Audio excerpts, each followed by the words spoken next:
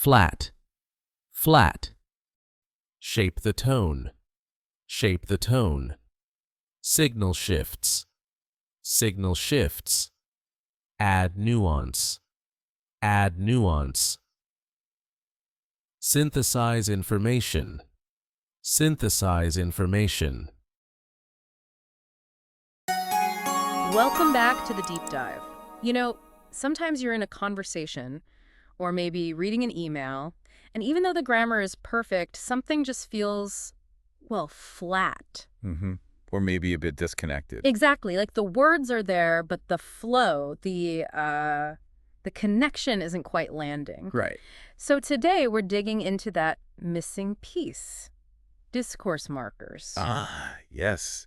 These little words and phrases. They're not just filler, are they? They're kind of like stage directions for conversation. They guide the listener, shape the tone. That's a great way to put it. They manage the flow, signal shifts, add nuance. Really powerful, actually, even though they seem small. And that's our mission for this deep dive. Right? Exactly. We're going to unpack 4 really potent discourse markers. Ones you can start using pretty much immediately to make your communication clearer, more persuasive, especially in, say, a business context. Okay, I'm ready. Let's unpack this. Where do we start? Let's kick off with that said. Okay, that said, I hear that one quite a bit. What's the strategic play here? Well, it's a fantastic way to acknowledge a point that's just been made, or maybe one you anticipate, before you introduce a contrasting idea or a different perspective. If you're like, I hear you, I see that point. Precisely. That said, here's another angle or a limiting factor. It shows balance. It suggests you've thought things through, considered different facets. Very useful in meetings, emails, anywhere you need to be nuanced. Right. It stops you sounding maybe too contradictory. Exactly. Or indecisive. It bridges the ideas smoothly. Okay. Give us an example. How would that sound in, say, a team meeting? Sure. You might say, look, the initial feedback on the campaign concept was really positive.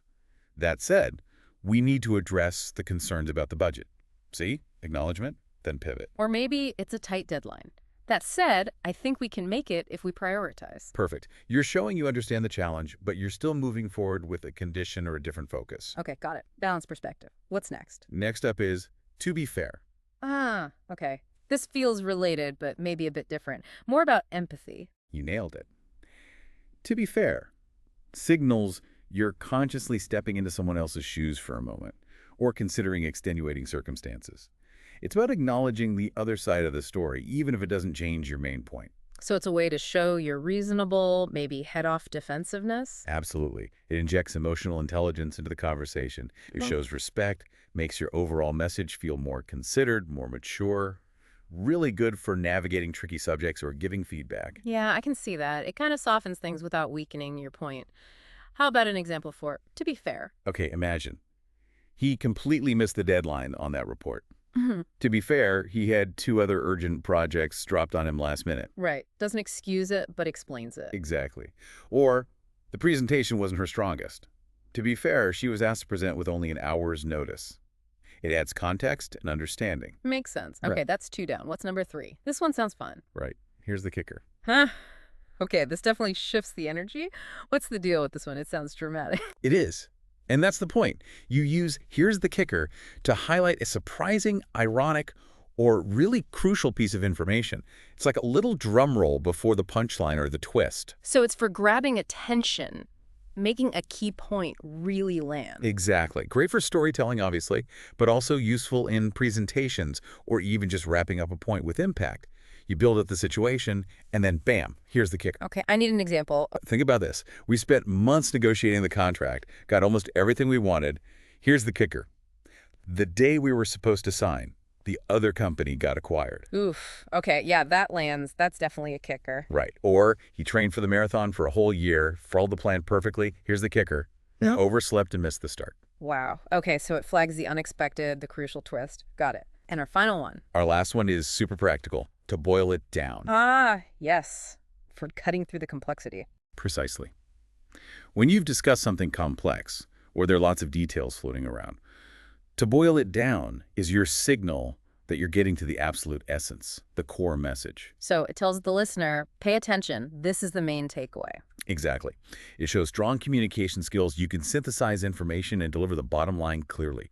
Really valuable when you're closing a meeting, writing an executive summary, or just wanted to make sure your key point sticks.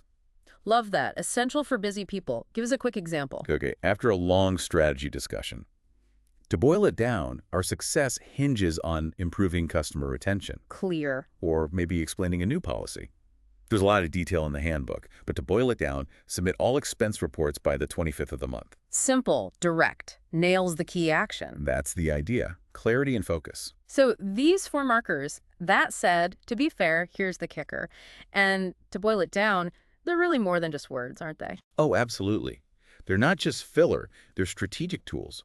What's really fascinating is how just these few simple phrases can genuinely reshape how your message is received. They add clarity, nuance, impact. Makes your communication more effective, basically. Without a doubt. More influential, even. So what does this all mean for you listening? Here's a challenge.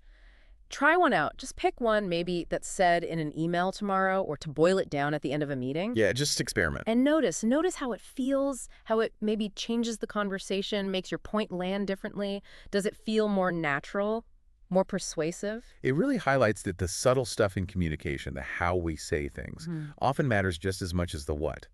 These little markers guide the listener in ways we don't always consciously realize. Which makes you wonder, doesn't it?